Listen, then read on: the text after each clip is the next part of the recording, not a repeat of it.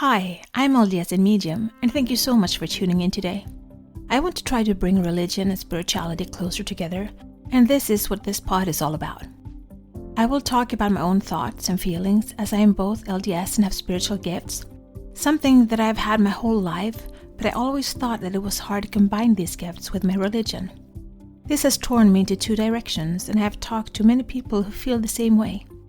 I can't choose not to have my spiritual gifts, but I can choose how I use them. And I always want to use them for good and to help others. I believe my heavenly parents gave them to me for a reason. So, this is me. Join my quest for knowledge. So today I will talk about some things that has repeatedly come to me for the last couple of days. So I guess it's someone out there that needs to hear it. If you are in the coaching circle, you will have heard a lot about limiting beliefs. For me, limiting beliefs are belief systems that are imprinted in us at a very young age. Most are in place before the age of 7, and they become core beliefs in our subconscious. We, most of the time, have no idea of them, but the life we lead is a direct reflection of those limiting beliefs. And I have spent years living and repeating the same patterns because of the limiting beliefs I've had. There are a lot of different kinds of limiting beliefs, but the ones I will try and describe for you today are these 3. I'm not good. I'm not good enough. I'm not enough. I'm not good is for me a limiting belief based on your personal virtue of good versus evil. Feeling like you are not good comes with a feeling of shame, since you're not fitting into the good person box that you're raised by, as a form of checkmark for being a good disciple of Christ. It makes you feel shameful, and it prevents you from growing, since you always fight inwardly with the guilt and shame of not being good. I'm not good enough is often linked with I'm not enough.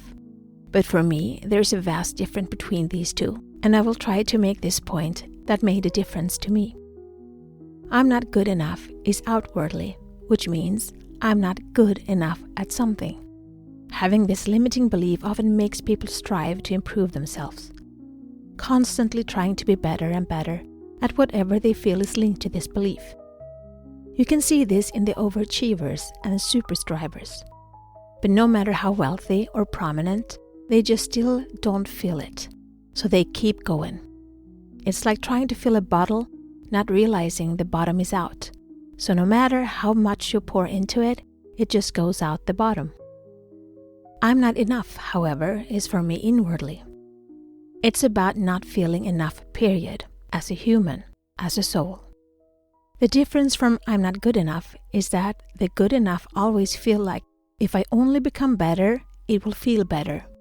But the I'm not enough feels like no matter what they do or who they are, they will just never be enough. The people with this pattern withdraw and give up, because what is the point to try when you know it will change nothing? There is no hope here, since this is linked to the value of one's soul, and it is not enough. When I listen to coaches talking about this, I feel that the distinction between these limiting beliefs and how it impacts you and how it expresses in the living experience is vital. For me, living with the limiting belief of not being enough has shaped my entire life up until now. It made me settle because I should be grateful for the things I got, because I never felt I deserved better. But living a life where hope is literally gone and the faith in a life filled with love and happiness was just not for me. It's like the little girl in the story that only has a few matches, standing outside windows looking in, longing, but staying put, only to keep looking until she freezes to death. I felt like frozen inside, with no hope and separated from the world. Put having gifts and abilities you're too young to understand, and never having anyone to talk to about how you feel inside makes a very lonely person. I didn't feel like I fit in my family, in the church, in the school, in my marriage, with my then husband and children, at work. The only time I felt accepted was when I went medium courses and met like-minded women and some men, and got to explore the inside me, wake up to my inner gift, started to knock down the beliefs, and place doubt to whether they are true or not. I felt a little seed of hope being planted, and it started me on this path that I'm currently on. The thing is, as long as you have these beliefs in the subconscious, you will keep living and repeating the same pattern. because you're not aware of them. To understand these limiting beliefs, how they occur, and how they manifest in your life is vital to challenging them in the conscious. You can never change what you don't see or know. So, to the one out there that was meant to hear this, just know that this is just a belief that you have from your childhood. You had an experience that planted this belief inside of you, but it is not true, and it is not defying who you are. Because the truth is that you, and me are very loved children to a Heavenly Father and a Heavenly Mother. You are loved, you are cherished, and you are important. And the one wanting to hold you back is the one that got cast out from heaven. Because he can't be you. Have what you have, do what you do. He will hold you back from fulfilling your purpose by planting seeds of doubt about your importance and worth to stop you from growing and evolving and finding your true essence and potential. You are amazing. Don't ever forget that. Be the light, share the light, spread the light, and shine. This is my journey. Thank you so much for keeping me company today. Please download, like, share, and subscribe, and help spread the light and spread the word to expand our community.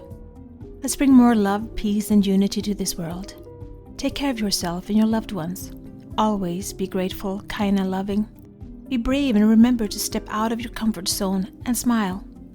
If you support us on Patreon, you will get access to our meditations and extra materials so you can download them as MP3. Also, we now have a Facebook group, which you can access from our Facebook community. Please answer the questions as you apply to participate. It will be a safe haven where we can keep discussing religion and spirituality, our spiritual gifts, and self-development. Remember, one person can make a difference, but together we can change the world.